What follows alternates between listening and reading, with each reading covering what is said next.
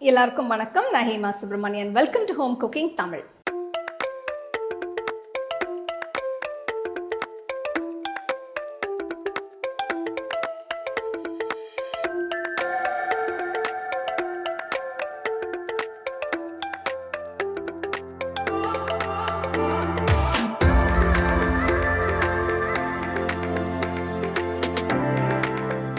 பொதுவாக வெஜிடேரியன்ஸ் ரொம்ப விரும்பி சாப்பிட்றது ஒன்று பன்னீர், இன்னொன்று உருளைக்கிழங்கு.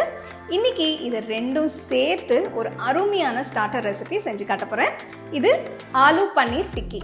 இப்போ இந்த ஆலு பன்னீர் டிக்கி எப்படி செய்கிறது நம்ம பார்க்கலாம்.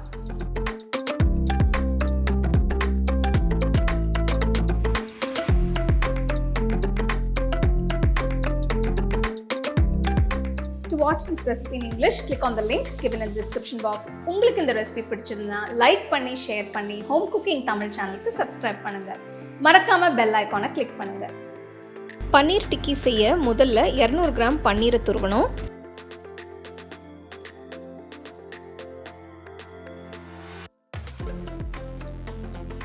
பன்னீரை துருவினதுக்கு அப்புறம் வேக வச்சு ஆற விட்ட உருளைக்கிழங்கு துருவணும்.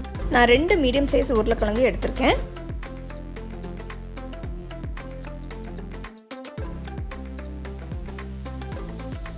அடுத்து இதில் பொடியாக நறுக்கின ஒரு பெரிய வெங்காயம், பொடியாக நறுக்கின ஒரு பச்சை மிளகாய், 2 பல்லு பூண்டு பொடியாக நறுக்கினது, ஒரு துண்டு இஞ்சி பொடியாக நறுக்கினது, நறுக்கின கொத்தமல்லி இலை. அடுத்து மசாலா தூள் போட போகிறேன்.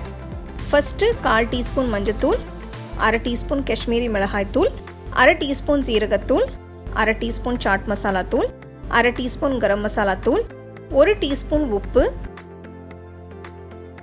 1/2 டேபிள் ஸ்பூன் சோள மாவு. இப்போ எல்லா பொருட்களையும் போட்டாச்சு. நல்லா மிக்ஸ் பண்ணுங்க. இதில் போடுற மசாலா தூள், உப்பு உங்கள் தேவையான அளவுக்கு ஏற்ற மாதிரி அட்ஜஸ்ட் பண்ணிக்கோங்க. பன்னீர் உருளைக்கிழங்கு அளவு பொறுத்து நீங்கள் அட்ஜஸ்ட் பண்ணிக்கோங்க. கையால் நல்லா மசிச்சு பிசைங்க.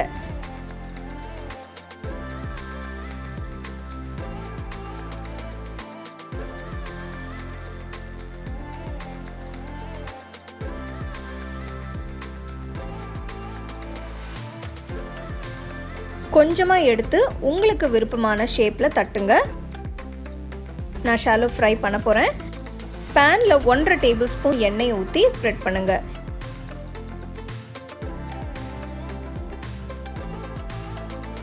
எண்ணெய் சூடானதும் செஞ்ச டிக்காவை வைங்க.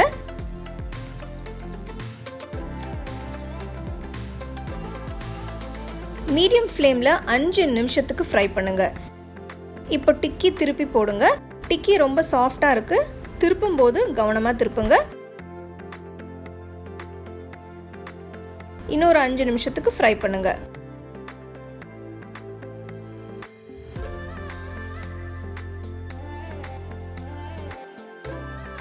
கிறிஸ்பி பன்னீர் டிக்கி ரெடியாக இருக்குது.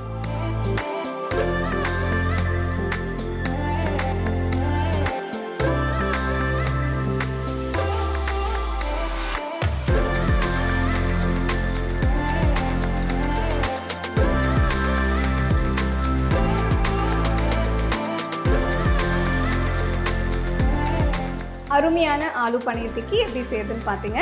ஸோ இந்த டிக்கியை நீங்கள் ஒரு காரமான புதினா சட்னி வச்சு சர்வ் பண்ணிங்கன்னா ரொம்ப அருமையாக இருக்கும். இது நீங்கள் ஷாலோ ஃப்ரை செய்யலாம், இல்லைனா டீப் ஃப்ரை செய்யலாம், இல்லைனா நீங்கள் கொஞ்சம் பேக் கூட பண்ணிக்கலாம் வேணும்னா.